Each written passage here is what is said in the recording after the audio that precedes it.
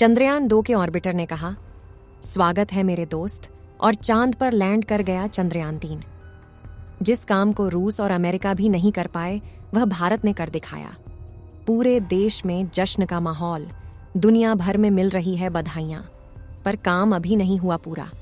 इसरो वैज्ञानिकों के आगे है मिशन पूरा। चंद्रयान-3 चांद की सतह पर उतर सफलतापूर्वक लैंड कर गया है।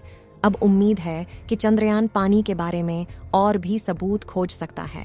दुनिया के वैज्ञानिकों का मानना है कि चंद्रमा पर यह बर्फ दरअसल अंतरिक्ष का सोना है। इसका खनन पीने के पानी के लिए किया जा सकता है, साथ ही साथ या सांस लेने के लिए जरूरी ऑक्सीजन और रॉकेट फ्यूल के लिए भी इसे हाइड्रोजन में बांटा जा सकता है। भारत के चंद्रयान-3 द्वारा की गई खोज इस मून इकोनॉमी के लिए बड़े दरवाजे खोलेगी, क्योंकि कई अहम जानकारी हमारे पास होगी तो व्यापार भी हमारे पास ही आएगा। साल 2040 तक मून इकोनॉमी के 4200 करोड़ डॉलर के होने का अनुमान है। चांद तक ट्रांसपोर्टेशन का बिजनेस 2040 तक 42 अरब डॉलर तक जा सकता है। इसके अनुसार मून इकोनॉमी के 2026 से 2030 तक 19 अरब डॉलर, 2031 से 2035 तक 32 अरब डॉलर और 2036 से 2040 तक 42 अरब डॉलर तक जाने का अनुमान जताया है। दोस्तों, सारी मुश्किलों को पार करते हुए, दुनिया के कई देशों को गलत साबित करते हुए हमारा चंद्रयान-3 चांद के दक्षिणी ध्रुव में लैंड कर चुका है और इसी के चलते पूरे देश में जश्न का माहौल है, क्योंकि भारत यह कारनामा करने वाला दुनिया का पहला देश बना है। और जिस तरह से इसरो ने इस मिशन को अंजाम दिया है, वह नासा और कॉस्मोस के लिए भी एक सबक है। बल्कि रॉसकॉस्मोस तो चंद्रयान-3 के लैंड करने के 3 दिन पहले ही अपने मिशन में फेल हुआ है। यह अपने आप में एक बहुत बड़ी बात है। जिस मिशन को रूस की स्पेस एजेंसी पूरा नहीं कर पाई, उसे हमारे इसरो ने कर दिखाया। अब सभी इस जीत का जश्न मना रहे हैं, लेकिन हमारे वैज्ञानिक की टेंशन तो अभी भी कम नहीं हुई है। सिर्फ 14 दिनों में रोवर को चांद पर यहां घुमाकर शोध डेटा कलेक्ट करना है, क्योंकि 14 दिन के बाद तो फिर चांद पर रात हो जाएगी और चांद के दक्षिणी ध्रुव पर वैसे ही सूर्य की किरणें तिरछी पड़ती हैं जैसे कि रात होगी, तो रोवर की बैटरी बैकअप कम होने से काम करना बंद कर देगा। इसलिए वैज्ञानिक चांद के इन 14 दिन में पृथ्वी के रात दिन एक करके अपने काम को अंजाम देंगे।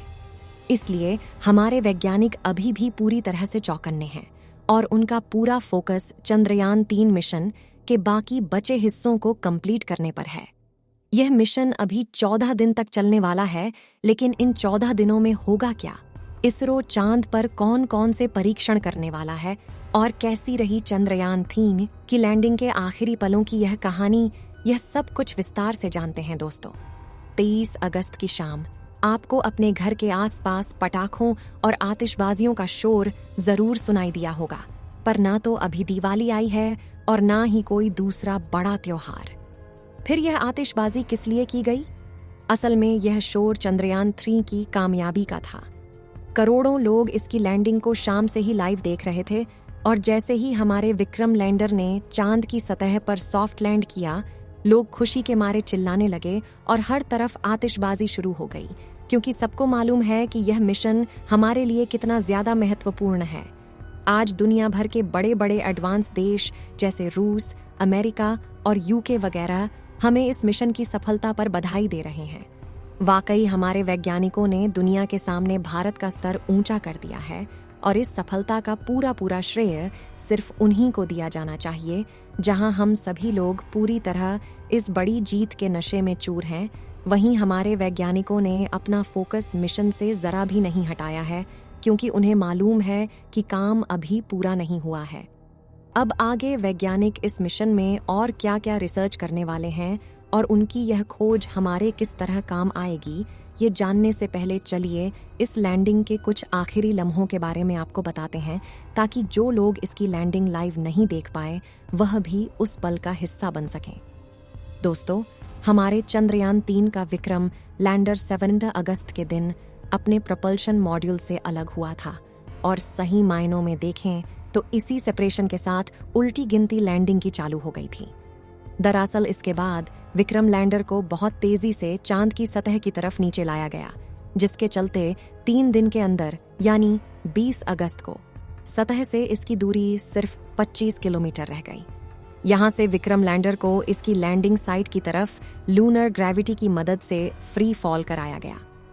इस दौरान यह हमें चांद की अलग अलग एंगल से ली गई तस्वीरें और फोटोज भी भेजता रहा, जिन्हें आप इस समय अपनी स्क्रीन पर देख रहे हैं। और यही वह पल था जब चंद्रयान 2 के ऑर्बिट ने इसके साथ कनेक्शन बनाकर इसको वेलकम बड्डी का मैसेज किया, जिसका मतलब होता है स्वागत है मेरे दोस्त विक्रम। लैंडर ने चांद के बेहद करीब जाकर इसके जो फोटो और वीडियो कैप्चर किए, उसे देखकर हम लोगों को तो बहुत खुशी हुई, लेकिन वैज्ञानिकों की नज़र में यह तस्वीर चिंता को बढ़ाने वाली थी। यह एहसास हुआ कि वाकई चांद के इस हिस्से में काफ़ी सारे गड्ढे हैं और ये हर जगह हद से ज़्यादा ऊबड़ खाबड़ हैं। इसको देखकर एक पल के लिए हमारे वैज्ञानिक भी चिंता में पड़ गए थे कि विक्रम लैंडर इतने खराब जगह में कैसे लैंड करवाएगा। लेकिन फिर भी वैज्ञानिकों ने खुद पर भरोसा रखा और प्लान के अनुसार लैंडर को आगे बढ़ाते रहे।